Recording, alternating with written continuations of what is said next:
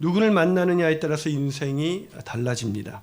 실제로 친구나 배우자 그리고 동업자를 잘못 만나서 힘들어진 사람들을 우리는 종종 목격하게 됩니다. 또한 잊을 수 없는 자신에게 도움을 준 사람과의 만남 때문에 자신의 인생이 달라진 그런 사람들도 본 적이 있습니다. 여러분에게 만남은 어떤 의미로 다가옵니까? 만남 그러면 정말 그 만남 때문에 내 인생이 정말 행복해졌어 라는 그런 만남이 많으세요? 아니면 만남 생각하면 그때 그 사람만 안 만났으면, 혹시 그 인간이 같이 사는 인간이세요? 인간관계에 관한 강의와 연구, 또 저술활동에 전념해온 휴먼 네트워크 연구소의 양광모 소장이 있습니다. 이 소장이 쓴 책 중에서 귀한 인맥 만들기라는 책이 있습니다. 그 책에서 그는 이렇게 말합니다. 만남은 새로운 기회를 선물한다. 만남은 우리 인생을 새롭게 시작할 수 있는 선물과도 같은 존재라는 거예요. 아마 우리 인생에도 그래, 그 사람과의 만남은 내 인생의 선물이었어 라는 그런 존재가 있을 거예요. 오늘 본문은 바울의 인생에 있어서 새로운 선물, 새로운 기회를 준 그런 선물과도 같은 그런 만남을 소개하고 있습니다. 그 만남은 바로 고린도라는 지역에서 이루어졌습니다. 고린도라는 도시. 자, 오늘 본문 1절은 이렇게 기록되어 있습니다. 한번 읽어볼까요? 시작. 그 후에 바울이 아덴을 떠나 고린도에 이르러, 어디에 이르렀다고요? 고린도에 이르렀다. 여러분, 이 바울이 아덴에서 떠나서 고린도로 올 때 어떤 심정이었을까? 잘 모르죠. 그런데 이 사도행전이 시작되면서 교회들이 막 세워졌고 그 교회들에게 바울이 서신서를 썼기 때문에 이 사도행전을 이해할 때 우리가 서신서를 병행해서 보면 그때의 바울의 심정이 어땠는지 우리가 알 수가 있습니다. 자, 바울의 심정은 어땠을까요? 고린도전서 2장 3절에서 기록해주고 있습니다. 자, 있습니다. 시작. 내가 너희 가운데 거할 때에 약하고 두려워하고 심히 떨었노라. 뭐라고요? 그 상태가 어땠어요? 약하고 두렵고 심히 떨었다. 한마디로 말하면 탈진 상태였습니다. 왜 그랬을까요? 경제적으로는 빈털터리가 되었고 몸은 만신창이가 되어버렸습니다. 게다가 기대했던 아덴에서의 사역은 별 열매가 없었어요. 열매를 굉장히 기대했던 도시였거든요. 자신이랑 지적인 수준이 맞았던 도시였어요. 또 가자마자 막 바울에게 막 이리로 저리로 청하면서 바울의 말씀을 들었는데 결과는 실패였습니다. 거절이었어요. 물론 한 영혼이 귀하기 때문에 그 영혼이 귀하지 않느냐라고 말씀할 수 있겠지만 인간적으로 보기에는 아덴에서의 사역은 실패였습니다. 그 아덴 사람들의 조롱 소리를 들으면서 고린도라는 도시로 완전히 탈진한 상태에서 두려움 가운데서 위축된 상태에서 온 거예요. 게다가 이 고린도라는 도시가 어떤 도시인지 아십니까? 이 고린도라는 도시가 화면에 나오는데 당시 최대의 상업도시이자 경관이 매우 아름다운 곳이에요. 여러분 가보셨어요? 네, 쓸데없이 제가 물어봐가지고 저도 안 가봤어요. 근데 가본 사람들이 그런데 정말 아름다운 도시래요. 이 도시는 로마 에베소와 함께 3대 도시 중에 하나였습니다. 로마에는 100만이 살았고요. 이 고린도에는 75만, 에베소에는 50만이 살았습니다. 여러분 지금도 100만 도시가 쉽지가 않은데 이 도시에 75만 굉장한 도시죠. 이 주전 800년경에 건설된 오래된 도시였지만 주전 146년쯤에 루시우스 무미우스라는 사람에 의해서 철저히 파괴되었다가 우리가 잘 아는 그 유명한 줄리어스 시저에 의해서 주전 46년에 다시 새롭게 건축된 신도시예요. 유서 깊은 옛 고적과 함께 새롭게 건설된 신도시. 모두가 살고 싶은 그런 도시였죠. 이 도시는 얼마나 살기가 좋았냐면 2년마다 오늘날의 올림픽과도 같은 그런 체육체전이 늘 열렸습니다. 여러분 올림픽이 열리는 도시는 아무 도시나 열리지 않잖아요. 근데 이 도시는 더 심각했던 문제가 있었는데 해발 600m 그 아크로 코린토 바위 언덕 정상에 보면 거기 아프로디테 비너스 신전이 세워져 있었는데 이 신전에는 수많은 여사제들이 있었는데 마리사제지 바로 창기들이었어요. 수만 명의 여사제들이 공개적으로 매춘을 일삼았던 도시가 바로 고린도였습니다. 제가 무슨 말씀을 지금 드리고 싶은 것입니까? 고린도 한마디로 말하면 복음 전해봤자 소용없는 도시. 경제적으로 부유했기 때문에 하나님을 굳이 의지하지 않아도 돼요. 여러분 인생 잘 나갈 때 하나님 의지하는 사람 본 적이 있어요? 게다가 도덕적으로 타락해서 극단적인 쾌락을 즐기는 이 도시에 이 바울이 어떤 상태에 들어갔습니까? 완전히 탈진한 상태에서 들어갔어요. 사에게 열매가 가능할까? 이것이 바울의 심정이었던 거예요. 이런 심정을 가지고 들어갔는데 놀랍게도 오늘 본 이 성경은 이 고린도 지역에 예수 믿는 수많은 사람들이 나타나기 시작했고 거기에 고린도 교회가 세워졌다고 우리에게 증거해 주고 있습니다. 아니 어떻게 이런 일이 가능할 수가 있었던 것일까요? 완전히 탈진한 지도자, 그리고 복음의 씨알도 먹히지 않을 것 같은 그런 타락하고 세속적인 그런 번영하는 도시에서 어떻게 이런 엄청난 열매가 맺혀질 수가 있었던 것일까요? 그것은 하나님이 허락하신 축복스러운 만남이 있었기 때문이에요. 사랑하는 여러분, 우리 인생도 누구와의 만남을 갖느냐에 따라서 우리 인생이 달라지지 않습니까? 제 개인적으로는 제 인생 속에서 아내의 만남은 제 인생 가운데 아주 행복한 가정을 선물했어요. 저는 사실은 가정에 대한 그림에 대해서 굉장히 두려움을 갖고 있었어요. 제 인생에 제가 중학교 때 만났던 한 기독교 주일학교 선생님과의 만남은 제 인생을 완전히 송두리째 바꿔서 오늘 제가 여기 서 있도록 만들었습니다. 만남의 축복. 이 가을 기대가 되지 않으십니까? 저는 저와 여러분이 이 가을에 하나님이 허락하신 그런 축복된 만남이 있게 되시기를 주님의 이름으로 축원합니다. 그 만남을 통해서 우리가 다시 새로워지고 탈진했던 바울이 다시 일어나서 복음을 전했던 것처럼 우리가 다시 새롭게 되는 놀라운 역사가 일어나게 되기를 주님의 이름으로 축원합니다. 자, 그렇다면 우리가 이 가을에 소원하는 만남, 그 만남은 어떤 만남이어야 할까요?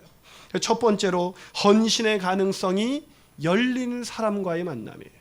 뭐가 열린 사람이요? 헌신의 가능성. 여러분, 우리 인생을 살다 보면 좋을 때도 있고 나쁠 때도 있어요. 근데 좋을 때도 만남이 중요하지만 우리가 힘들고 어려울 때일수록 누구를 만나느냐는 굉장히 중요한 거예요. 우리가 힘들고 어려울 때 부정적인 사람을 만나면 더 부정적이 됩니다. 자포자기하게 돼요. 우울증에 걸린 사람이 우울증 걸린 사람과 만나면 자살을 극단적인 선택도 하게 되는 거예요. 그래서 우리가 좋을 때도 그렇지만 힘들 때일수록 만남에는 훨씬 더 신중하셔야 돼요. 긍정적인 사람, 희망적인 사람 만나셔야 돼요. 혹시 여러분 누구를 만나고 계십니까? 요즘 만나는 사람에게 늘 듣는 얘기가 부정적인 얘기예요? 아니면 긍정적인 얘기이십니까? 만약에 부정적인 사람이라면 만나지 마십시오. 단호하게 부탁드립니다. 그 사람으로 인해서 우리 인생이 무너질 수도 있는 거예요. 저는 만남이라는 것이 그냥 이루어진다고 생각했는데 양강모 소장의 책을 읽고 생각이 좀 달라졌어요. 양강모 소장은 그 책에서 만남에는 고수가 있다 이러더라고요. 만남에도 고수가 있다. 하수, 중수, 고수가 있다는 거예요. 그래서 그러면서 양강모 소장이 일본의 아주 무사 가문으로 유명한 야규라는 그 가문의 가훈을 소개했는데 그 가훈은 이거였습니다. 소재, 그러니까 제목이 작은 사람이죠. 제목이 작은 소재는 인연을 만나도 인연인 줄 모르고, 중재는 인연을 만나도 희롱할 줄 모르고, 인연 좀 어감이 좀 이상하네요.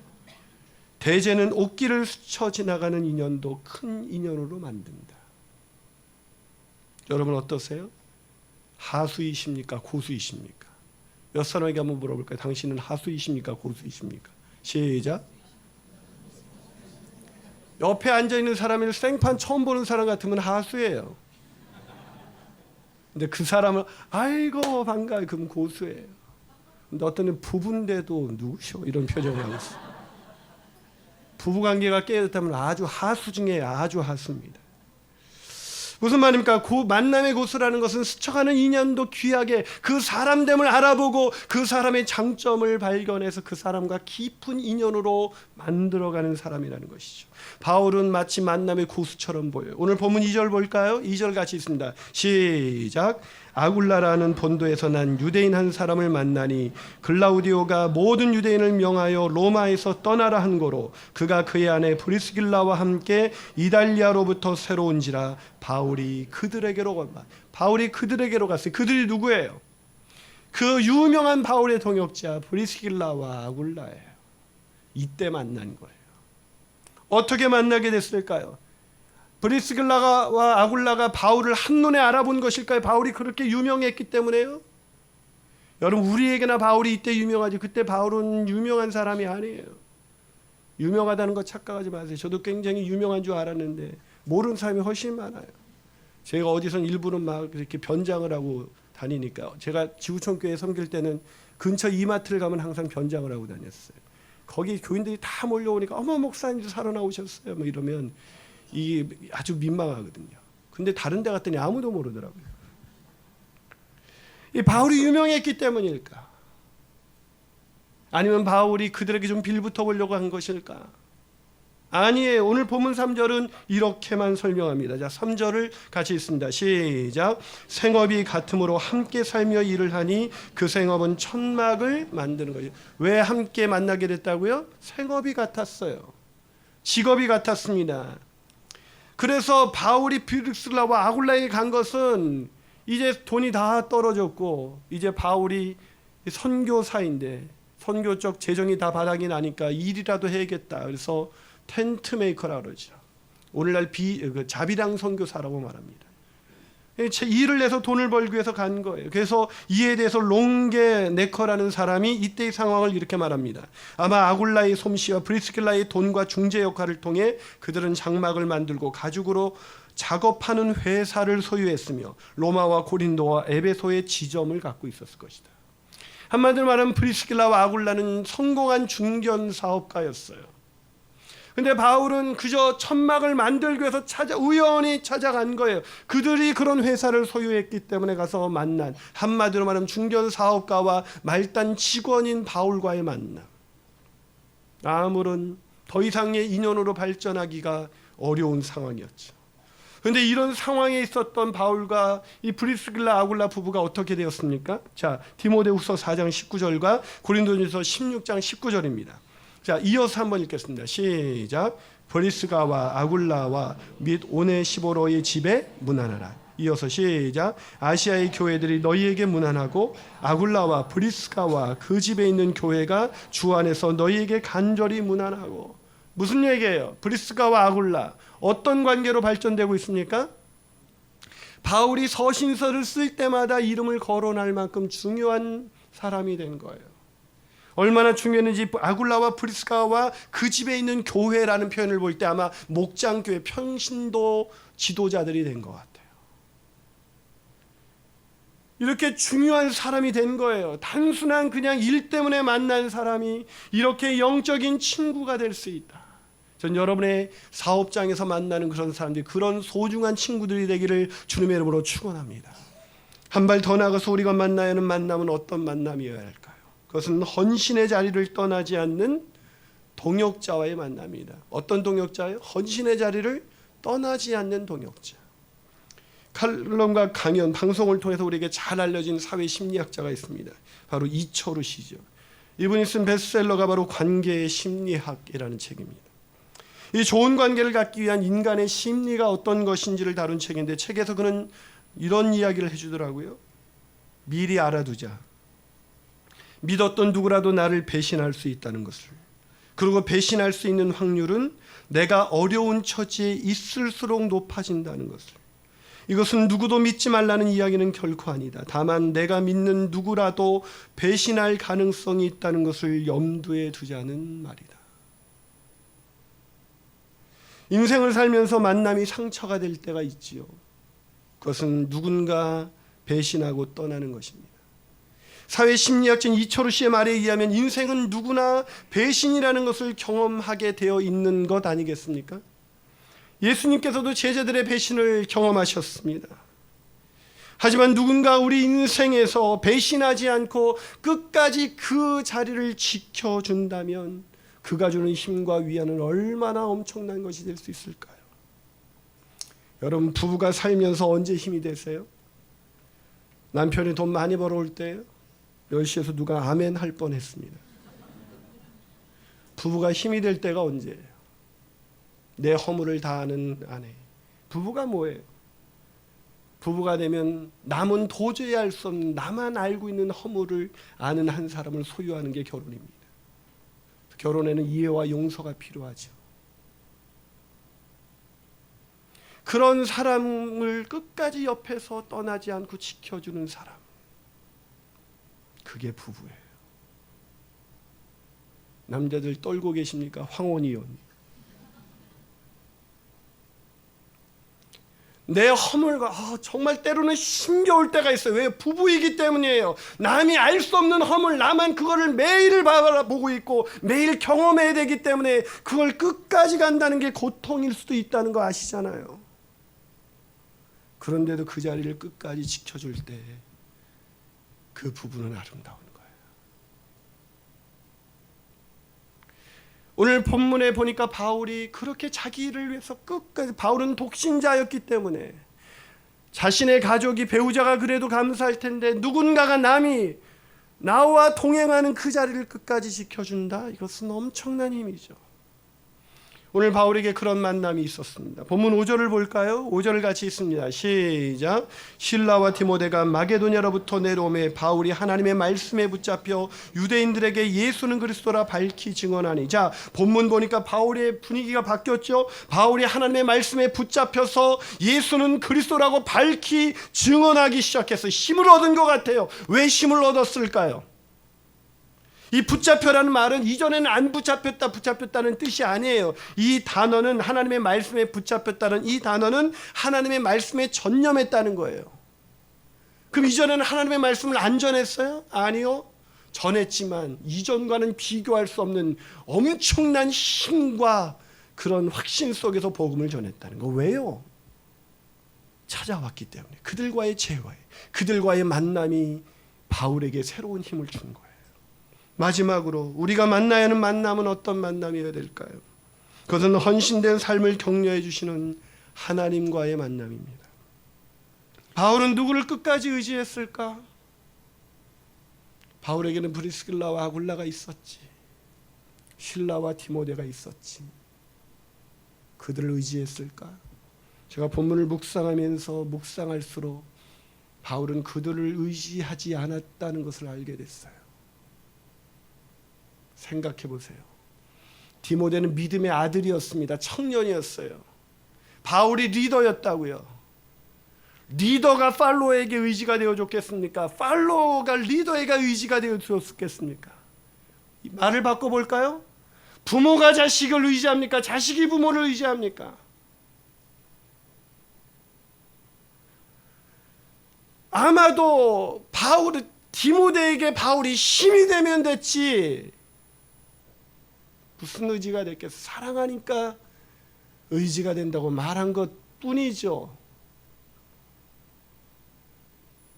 인생을 살면 항상 앞에 서 있는 사람이 더 희생하고 헌신하게 되어 있어요. 부모는 때로는 부모의 마음을 모르는 자식이 말하죠. 엄마가 나한테 해준 게 뭐가 있냐고.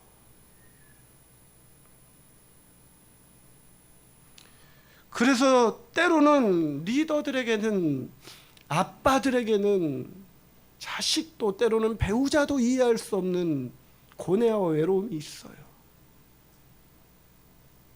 그 자리에 가봐야만을 아는 고뇌와 외로움이 있다니까요. 부모가 되기 전에는 몰랐잖아요. 거기에 가봐야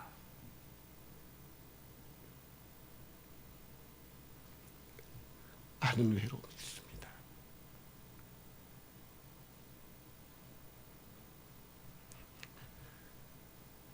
아마 바울에게도 누구도 이해할 수 없는 고뇌와 외로움이 있었을 거예요.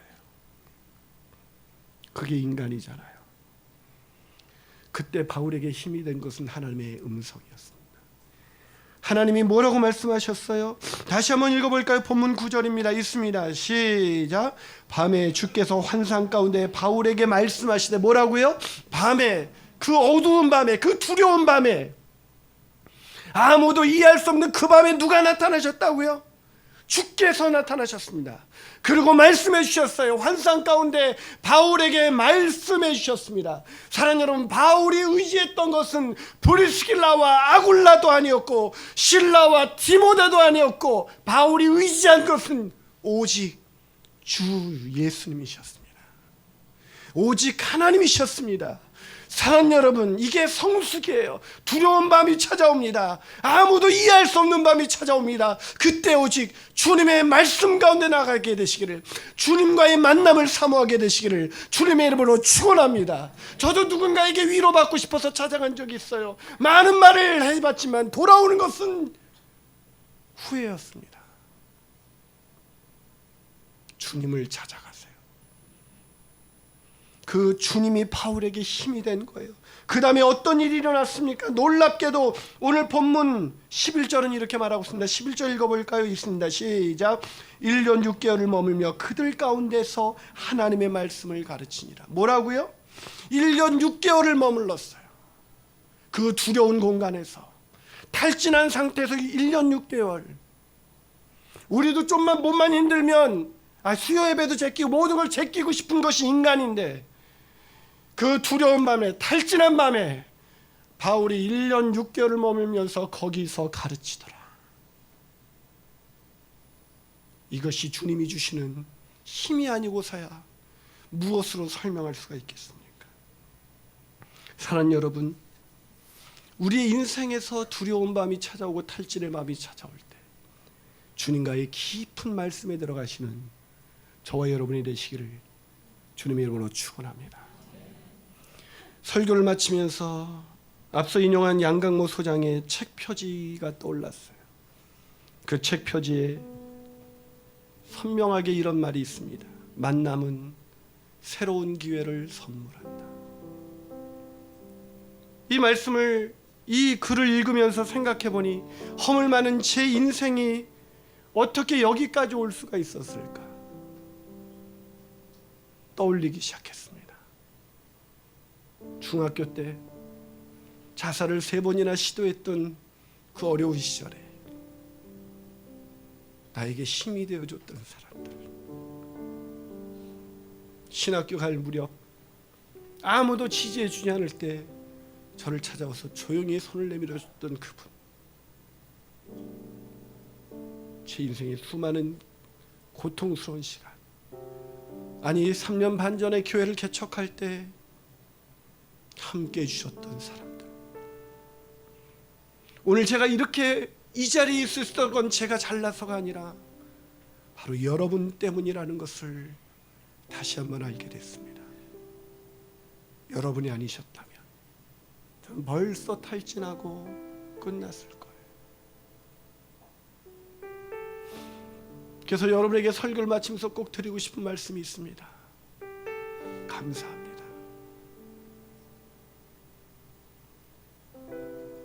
그리고 사랑합니다.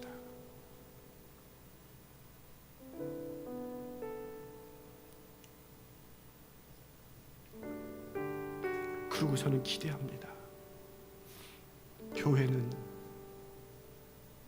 쉽게 옮기는 곳이 아닙니다. 교회는 지체입니다. 살아가면서 조금 마음에 들지 않는다고 떠나는 것이라면 그것은 교회가 아닙니다. 더 좋은 서비스를 받기 위해서 선택했다는 것은 교회가 아닙니다. 얼마 전 가까운 교회에서 한 성도가 등록을 했길래 말씀드렸습니다. 돌아가세요. 부부가 되는 것은 허물이 없기 때문이 아니라 남이 한 번도 보지 못했던 정말 징글징글한 그 허물을 보고도 끝까지 그 자리를 떠나지 않고 지켜주는 게 부부이듯이 우리는 더 가까워질수록, 더 알아갈수록 더 많은 허물을 보게 되겠지만 하나님이 주신 은혜, 그것을 기억하면서 서로에게 의미 있는 존재가 되어주는 곳, 그게 교회입니다.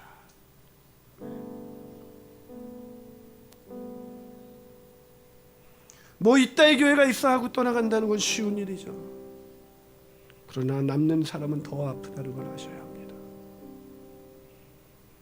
저는 오전 10시에도 말씀드렸습니다. 혹시 아직도 그런 교회가 있다면 돌아가세요. 저는 우리 교회가 급성장하는 교회가 되기를 원하지 않습니다. 우리 교회가 서로 사랑하는 교회, 서로 그렇게 동역자로 살아가는 교회, 그런 교회가 되기를 원해요. 아시는 것처럼 저희들은 전교인으로 쉽게 받아주지 않습니다. 아니, 저는 작년에 한 대형교회로부터 청빙을 받았습니다. 목사님 다 준비되어 있습니다. 목사님만 허락하시면 우리는 모시겠습니다. 제가 단번에 거절했습니다. 당황하시더라고요. 왜요? 하나님의 뜻이 아닙니다. 교회를 옮기는 것은 하나님의 뜻이 아닙니다. 중형교회, 소형교회에서 성공해서 중형교회로 청빙을 받아가고 중형교회에서 성공해서 대형교회로 청빙해가는 이 시대 속에서 사람들은 교회를 잃고 방황하고 있습니다. 교인들이 평균 1년 평생에 6번 교회를 옮긴다고 해요. 부르심이 아니면 옮기지 마십시오. 그리고 결정하셨다면 떠나지 마십시오. 먼 훗날 죽음의 목전 앞에서 바울이 디모데를 그렇게 보고 싶어 했던 것처럼 제가 여러분에게 그렇게 보고 싶어 질 수 있는 존재가 될 수 있다면 저는 참 성공한 목회를 한 사람일 것입니다. 그러나 우리 이 세상을 떠나갈 때 서로에게서 그렇게 보고 싶은 존재가 아니라면 우리는 교회가 아닙니다. 우리 서로에게 그런 존재가 되기를 주님의 이름으로 축복합니다. 기도하시겠습니다.